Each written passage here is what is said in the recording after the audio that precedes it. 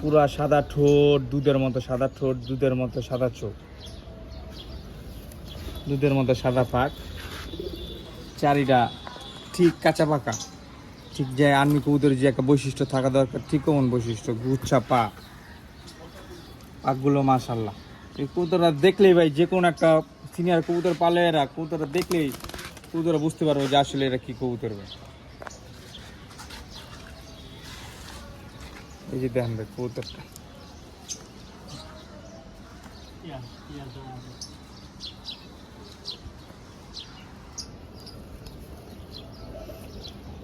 আশা করি সবাই আর্মি কবুতর আর জিরাগলা কবুতর চিনতে পারছেন। তাই সবাই প্রতারণার শিকার যাতে না হন তাই আমি ভিডিওটা আপনাদের বানাইছি। তো ভালো থাকবেন, সুস্থ থাকবেন, আগামী ভবিষ্যতে সবাই সৌরভের জন্য দোয়া করবেন, আমার জন্য দোয়া করবেন, যাতে আমরা কবুতর নিয়ে বড় একটা কিছু করতে পারি বাংলাদেশ। আসসালামু আলাইকুম।